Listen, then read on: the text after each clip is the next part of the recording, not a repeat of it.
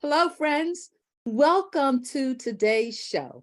I'm Dr. Helen, founder and CEO, Chief Engagement Officer of Dr. Helen Holton and Associates, and your host for Dr. Helen Speaks: Strengths, Resilience, and Leadership. Yes, yes, yes. If you're here, we believe it's because you want to add to your knowledge and power as a leader, to increase your intellect, what you know, and invest in your leadership. These are actions to move you closer to your next level in life and in leadership. What I've learned along this leadership journey is that the most effective leaders are lifelong learners. You make the difference in how the world receives you, perceives you, and responds to you. Your investment in you as a leader touches all the people you encounter. Now, there are other places you could have chosen to spend your time right now, and we appreciate you spending time with us. You add value. Your conversations, comments, and suggestions matter. We take them to heart. You shape the content of our programming. Drop us a note. Let us know. Hit us up on social media. However you want to connect, let's connect and do it and take things even further. We love hearing from you. It's Women's Her Story Month. That's right, Her Story. It is our month, ladies. And I'm excited. And gentlemen, thank you for joining us. I'm excited. As I thought about, which I do often, the role of women, particularly women in leadership, what kept coming up for me is how women, especially women of the BIPOC, that's Black, indigenous people of color, or Black, brown, and indigenous, have always had to fight for the right to be seen, heard, and included. Here's a newsflash. Women are warriors. Now, we don't fight just to conquer. And what I love about women who take on a fight is it's almost always about making a way for the sister coming up behind or beside. Women are warriors and waymakers. So for the next few weeks, we're going to have conversations with some women warriors and waymakers to share their stories with you, to encourage, inspire, and motivate you to start doing. You know, here we talk about TBD, think, be, do. 3 simple ways for you to show up and do more and be more. We're going to keep on doing whatever it takes of what you're doing to kick it up a notch. So right now, I want you to pause and think about a woman leader that's made a difference in your life. Most likely there's more than one. I want you to think about where you are in your life today and the women who've helped you make it possible. These are the sheroes in our lives. Make time to celebrate and honor them this month.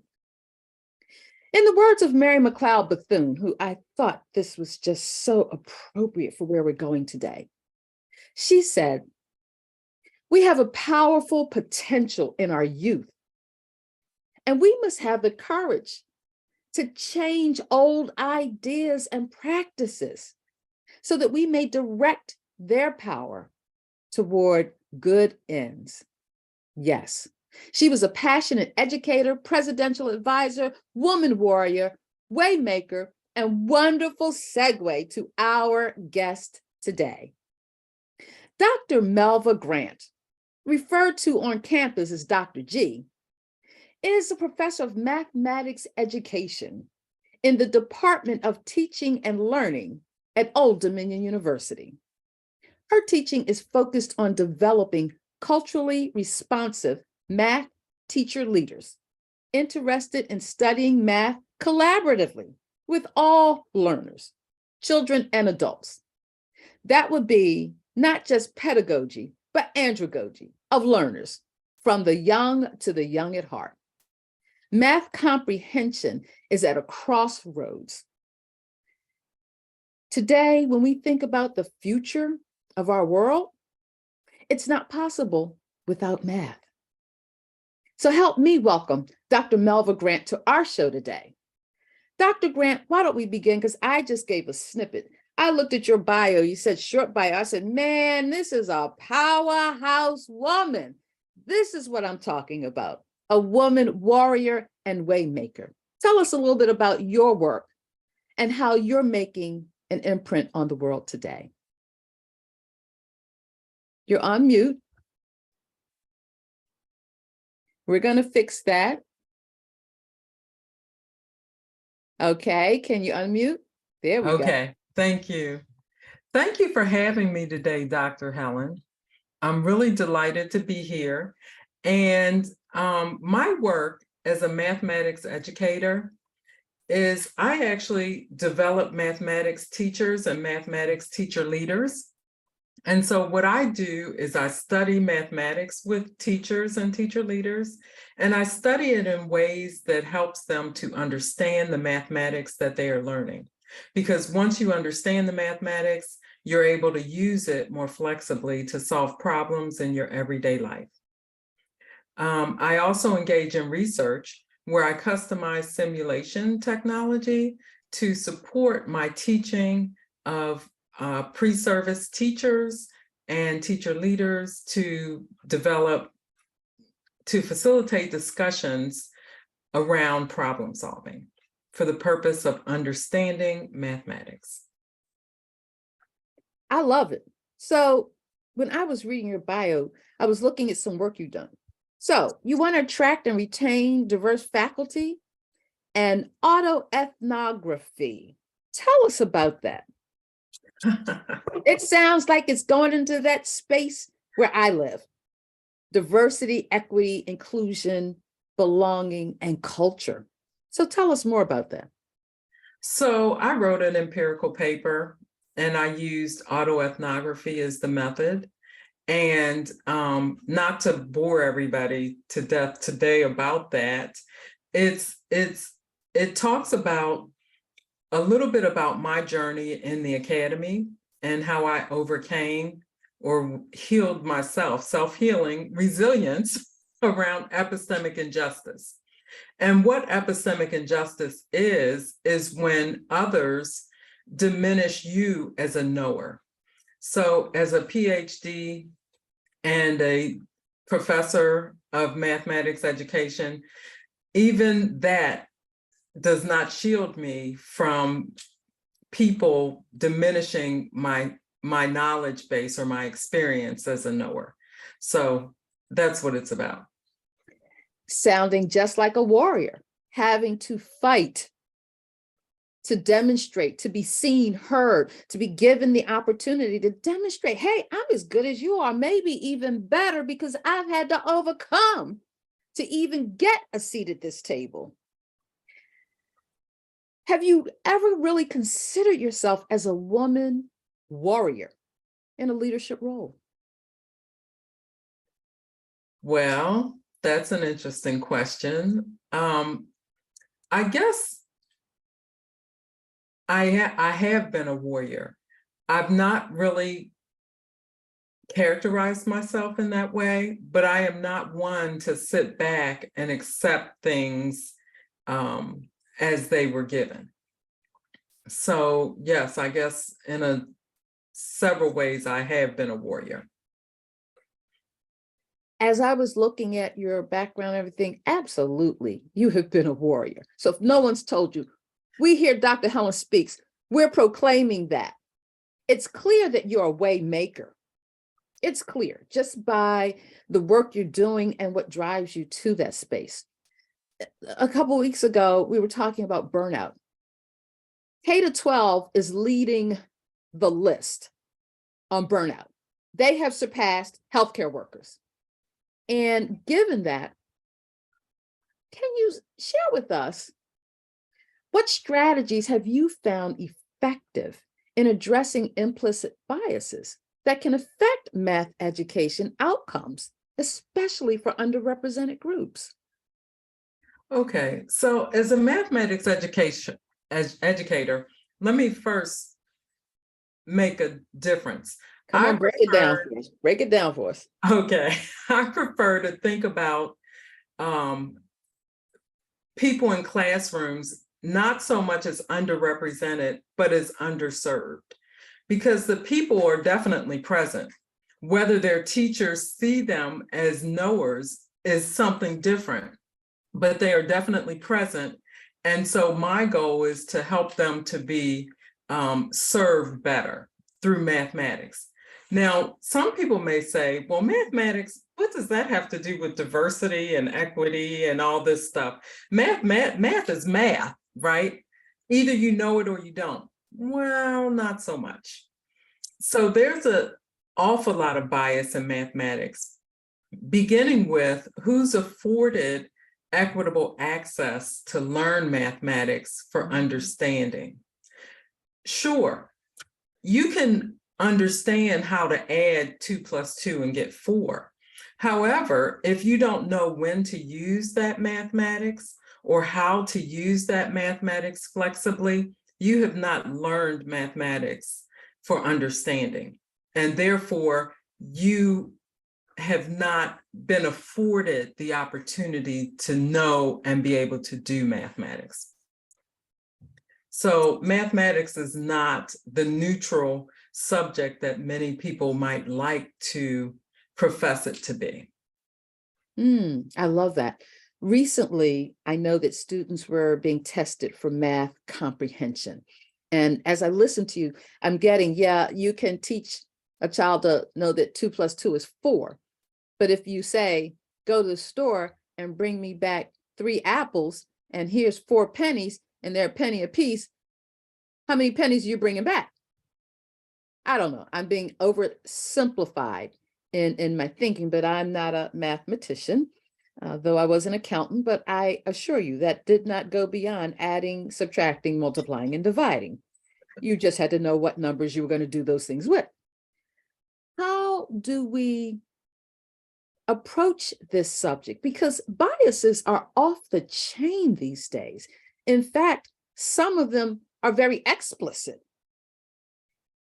Can you share an example of a successful collaboration with a colleague or community partner to really promote diversity and inclusivity in math education? So, like I said, I like to study mathematics with teachers, whether they're prospective teachers or teachers trying to become teacher leaders. So one of the things that I do in my classes is that I focus on mathematics problem solving and math modeling, because these things, when you're faced with rich mathematics problems, oftentimes you first have to understand what the problem is, and then you have to figure out and decide how best to solve it. And then once you've solved it, you, the learner, has to determine if your solution is a reasonable solution. So when I teach teachers this approach to mathematics and help them to understand what rich mathematical tasks are, that's my way of infusing culturally responsive teaching in mathematics. Because if you and two of the methods that I absolutely detest and try not to use, even though sometimes you do have to, is I don't like to show and I don't like to tell. Now, you say, well, how do you learn math unless you show and tell? Well, there's a lot to it. However, I will say that there are times when you have to show and you have to tell, but you know that understanding may not come from showing and telling, and children or adults just mimicking what you have done. To mimic something is far different from thinking about it and using it in your own way. So that's what I would say. I don't know if I quite answered that question. Well, But no, I really want to get to the crux of this. We hear all the time the word D&I, D&I, DI, DI. And it's very real that if you're not seen, if you're not heard because of those biases that you hold, you could have a teacher in the classroom. Here's a story. A young Black male, elementary age, second, third grade, at the pencil sharpener, sharpening his pencil. A couple other people milling around the classroom. The teacher says to, well, for like, Johnny, would you like to take your seat? And Johnny said, no, and proceeded to sharpen his pencil. Well, the next thing you know, Johnny was sent to the principal's office, and he did not understand why. And this is where culture comes in. Johnny, in many instances, grew up in a household. If there was a command, no one asked you a question, you were told. Had the teacher told Johnny, you need to take your seat, I'm sure he would have taken his fully sharpened pencil and taken his seat. But when given the choice to respond affirmatively or not, Johnny wanted to keep sharpening his pencil and was penalized or punished for that. So when you talk about culturally responsive teaching, somehow, how are you weaving in ways to reach cultural differences that impact how teachers show up in the classroom? So that's a very interesting story you tell, and I have a couple of things that come to mind. So first, it's very sad that any teacher would remove a child from the classroom because they wanted to sharpen their pencil. Mhm. So that I find very problematic. Well, hold The on other now. thing- The Mhm. teacher, when she asked him a question, Right, he she didn't heard like and the answer. responded. He said, no, thank you. Right. And proceeded to do what he was doing. So exactly, why would she ask a question if she didn't really want an answer? I mean, that's that, and then wasn't prepared to accept the response that he gave. So that's highly problematic. But one thing that brings to mind mathematically, oftentimes in classrooms, and I've observed classrooms all across this country, and one thing that I've noticed is when you go into a mathematics classroom, if the teacher is up there talking, showing and telling, and the children are milling, just sitting there, in a daze or heads down or whatever, they are not engaged. I was going to say, sounds So, like disengagement. right, it's disengagement. And so there's actually a math modeling problem out there called the life of a pencil, okay? Where it's a math modeling problem where third and fourth grade students, somewhere in that grade range, they contemplate the life of a pencil.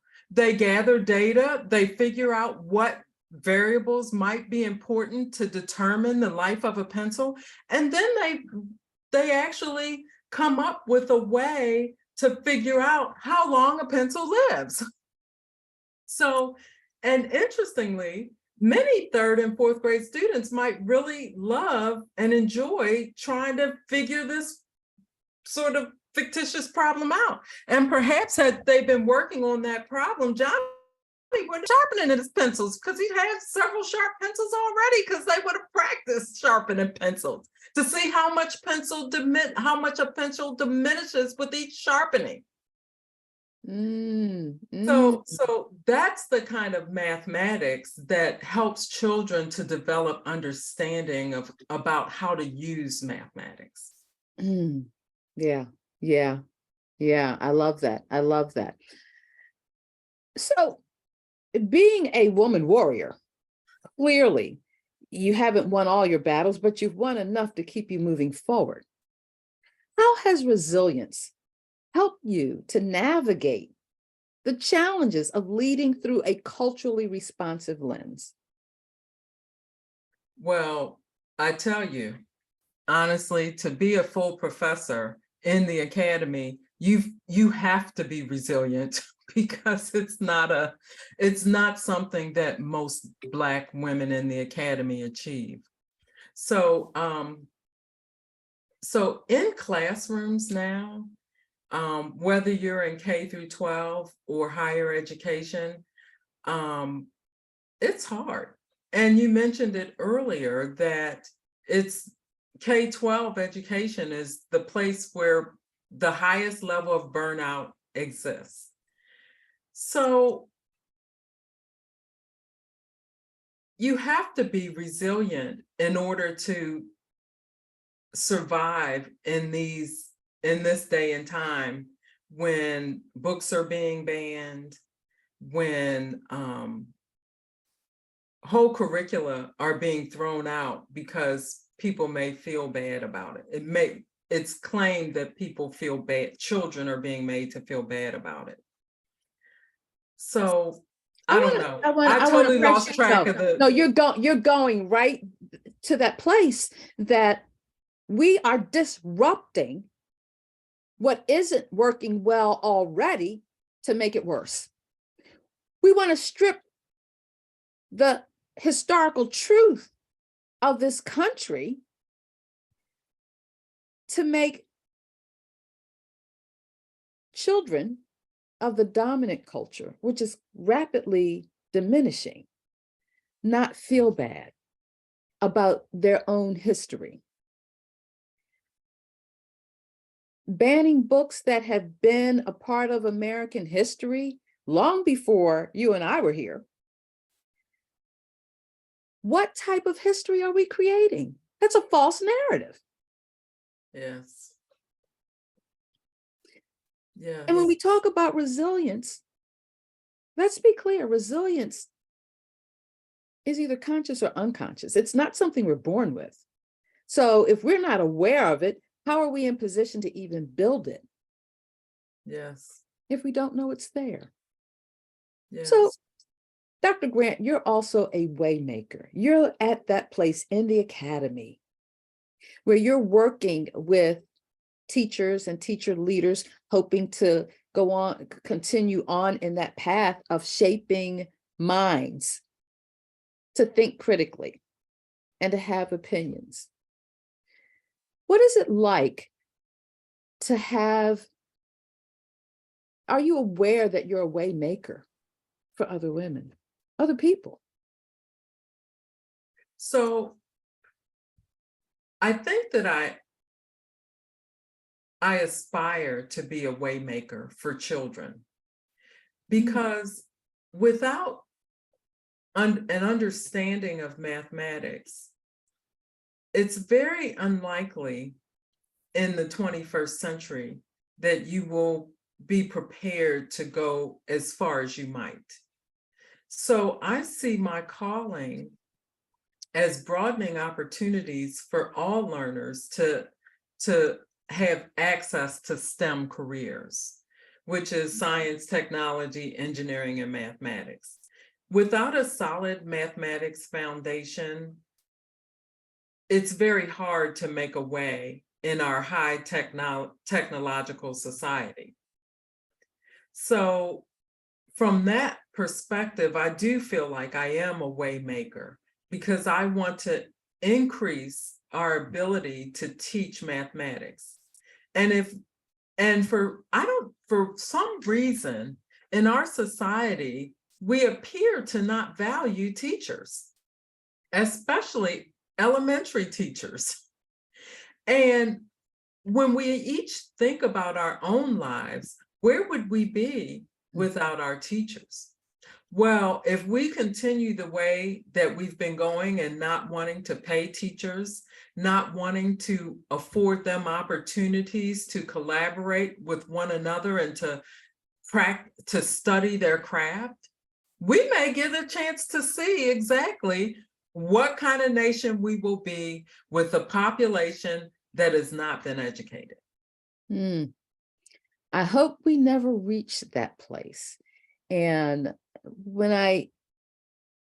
to know your story as a warrior and a way maker, you're cutting a path that other Black women, let's be clear, education, the field of education is heavily dominated with women. And it begins to decrease the further along the trajectory that you go, which says you've cut a path for other women of color to say, well, oh, I was at the university. I know what Dr. Grant was going through to get to full professor, whatever that may be. You're cutting a path.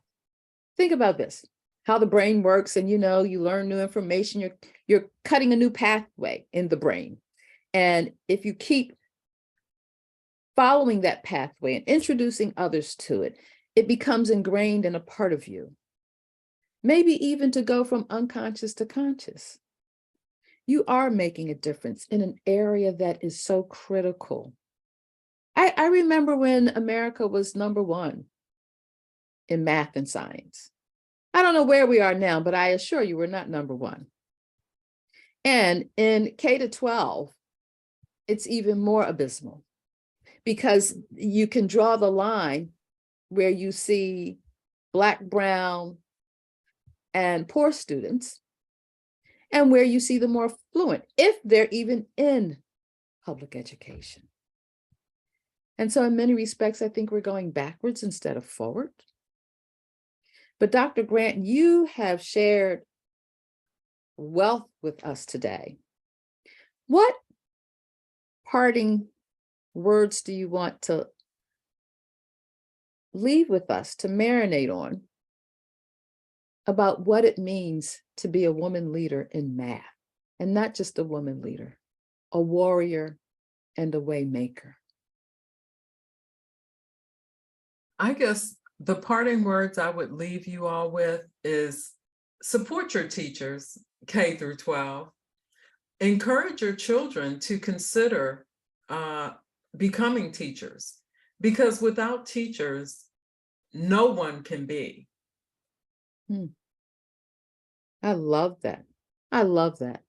One thing that we know for certain is that when you learn new and different ways to leverage your strengths, the best of who you are, to navigate weaknesses, and we all have them. And I love Gallup's definition of a weakness. They basically say it's anything that gets in the way of your success, short and simple. The special sauce that keeps your success in the plus column is when you build your resilience. Resilience is a powerful practice that helps you persevere and push through the disruptions, distractions, and detours that work to derail your plans, your goals for your life.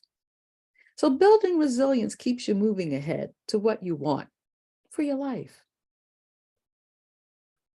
The struggle is real, and you don't have to go through it alone. Dr. Grant, we are so grateful for you joining us today on this journey. Why don't you tell folks about Outside Within, your podcast? There are a few educators with us this afternoon. So me and a couple of colleagues from Old Dominion University, we were funded by the dean's office to create a critical conversation in education. And what we came up with is we created a podcast, and you can find it at critical-issues-in-education.com. And we're really interviewing different types of people and educators and others about education and issues in education. And we had Dr. Helen as one of our guests, and we record our podcast. We don't do it live. We're not that bold. So I will certainly let Dr. Helen and the audience know when her podcast comes on. But we've had several different guests talking about different aspects of education on our podcast. So please visit our website to learn more about it. It's at critical-issues-in-education.com. Type it in the chat. Ah, okay. Now, look, I'm gonna copy and paste. It has just been a delight. I'm Dr. Helen Holton, host of Dr. Helen Speaks, Strengths, Resilience, and Leadership. Big shout out to the team of Dr. Helen Holton, Dr. Helen Speaks, that is here to serve you. Though you may see my face, it is the faces of others that help to make this happen. What keeps you moving forward from here to what's next? Dr. Helen Speaks. We're here to ignite your spark and fuel your flame, to think, be, and do more of who you are, to get more of what you really want for your life as a leader. Catch our show live on the WinWinWomen.tv network every Tuesday, 10 a.m. Pacific time, 1 p.m. Eastern time. Replays are also available here and on Roku TV, Amazon Fire, Apple TV, and even as we're speaking, we're putting them up, working to get them up on our YouTube channel for Dr. Helen Holton YouTube channel. I'll keep you informed. Keep coming back. We're here for you.